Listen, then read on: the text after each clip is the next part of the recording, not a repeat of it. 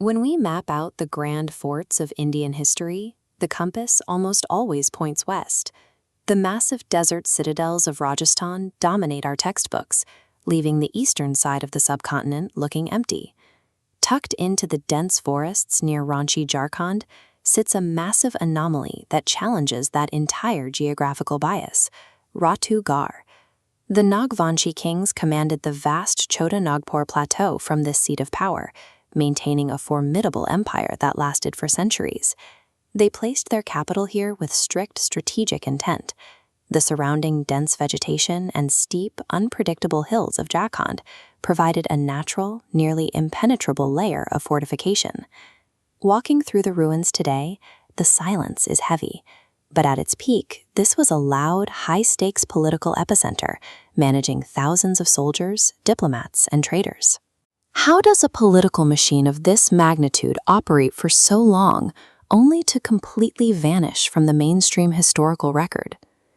Decoding the physical remains of Ratu Garh fills a massive blank space in our understanding of ancient Eastern India.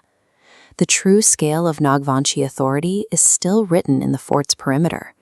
The outer walls are engineered to intimidate. This topographical map shows how their defenses operated. Boundary walls mapped to natural elevation changes created choke points, funneling advancing armies into traps. Moving heavy stone into these elevations required massive logistics and a steady flow of capital routed directly from regional trade networks. Inside the perimeter, the architecture shifts from defense to strict social control. The layout forces visitors through a highly segmented series of courtyards, separating the common areas from the inner sanctum.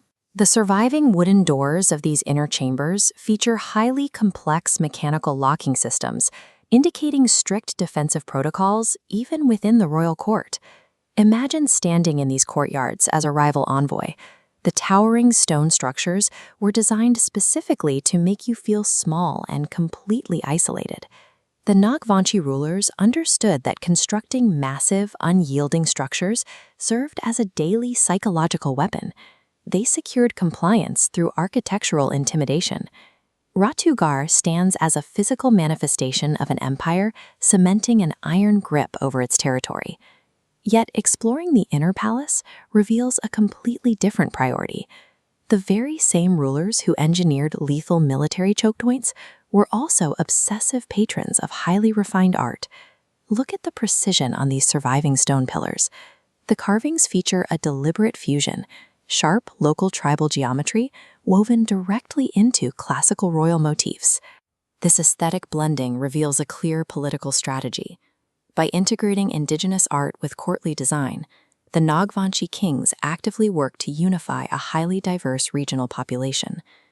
Even the internal courtyards are shaped to manipulate acoustics, specifically proportioned to host grand musical and theatrical performances for the elite. The political power of the empire eventually fractured and faded, but the intricate art they commissioned remains locked in the stone.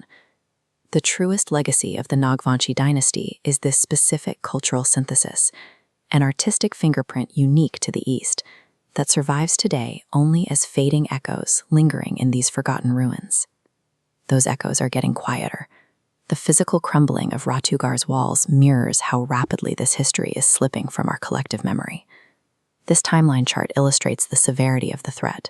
For its first 4 centuries, the fort experienced slow, natural weathering.